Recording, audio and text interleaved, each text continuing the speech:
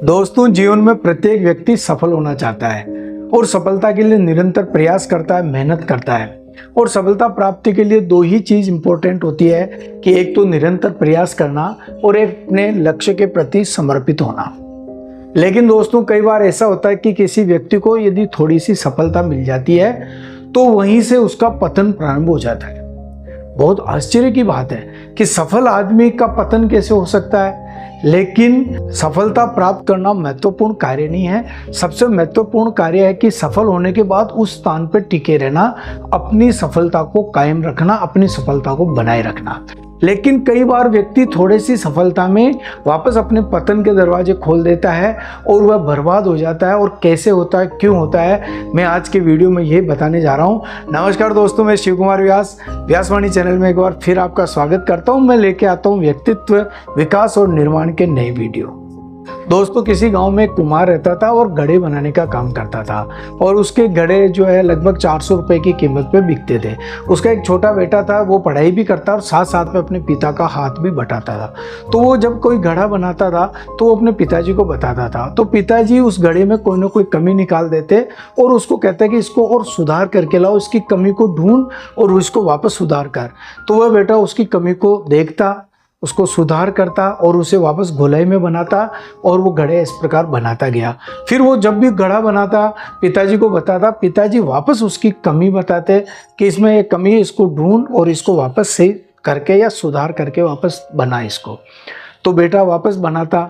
इस प्रकार क्रम चलता रहा। बेटे ने पढ़ाई छोड़ दी और अपना पैतृक व्यवसाय यानी घड़े बनाने के काम में लग गया। जब वो घड़े बनाने लगा तो वापस पिताजी को बताता, पिताजी उसमें कोई कमी बताते और बच्चे को कहते कि इसमें कमी ढूंढ, इसको सही कर और वापस घड़ा बना। इस प्रकार वो अच्छे घड़े बनाने लग गया। अब बाजार में ऐसी स्थिति हो गई कि पिताजी का घड़ा केवल 400 में बिक रहा है और बेटे का घड़ा वो 500 रुपये में बिकने लग गया। धीरे धीरे वो घड़े में उसमें सुधार करता गया और उसके घड़े 600 रुपये तक बिकने लगे और पिताजी के घड़े 400 रुपये तक के थे। फिर भी वो कोई घड़ा बना के ले जाता, पिताजी कहते इसमें ये कमी है, इसको ढूंढ और सुधार करके ला।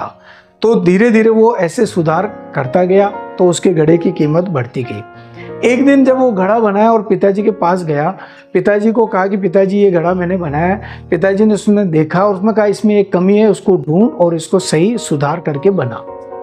तो उस बेटे को गुस्सा आ गया, मेरे घड़े हैं वो आपसे ज्यादा कीमत में बिक रहे हैं, आपसे ज्यादा बिक्री मेरे घड़ों की हो रही है। मेरा घड़ा, एक घड़े की कीमत 600 रुपये में है।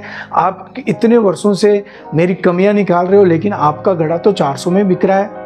तो पिताजी ने कहा कि कोई बात नहीं, तेरे को अगर उचित नहीं लग रहा तो तू तेरे हिसाब से घड़े बनाता रहे, मैं मेरे हिसाब से बनाता रहूं। तो उस बेटे ने उस कमियों को सुधारना कम कर दिया और घड़े बना के बेचने लगा। धीरे धीरे ऐसी स्थिति आ गई कि उसके घड़े की बिक्री बहुत कम हो गई, घड़े बिकना बंद हो गए। उसके घड़ों की जो रेट थी वो भी बहुत कम हो गई। पिताजी के घड़े 400 में बिक रहे थे, बेटे के घड़े 200 में आ गए। 100 रुपये में भी कोई खरीदार उसको नहीं मिल रहा था। तो आखिरकार वह पिताजी के पास जाके उसने पूछा कि पापा ऐसी स्थिति क्यों आ गई कि मेरे घड़े जहाँ 600 रुपये में बिक रहे थे आज 100 रुपये में कोई खरीदने वाला नहीं है और आपके घड़े 400 रुपये में बिक रहे हैं। पिताजी ने कहा कि मेरे पिताजी ने जो मुझे सिखाया मैंने भी वही गलती की जो तू आज करने जा रहा है। मेरे पिताजी भी मेरे घड़े में कोई ना कोई कमी निकालते और सुधार के कहते। जब वो कमी निकालते मैं सुधारता, जब वो कमी निकालते मैं सुधारने लग गया।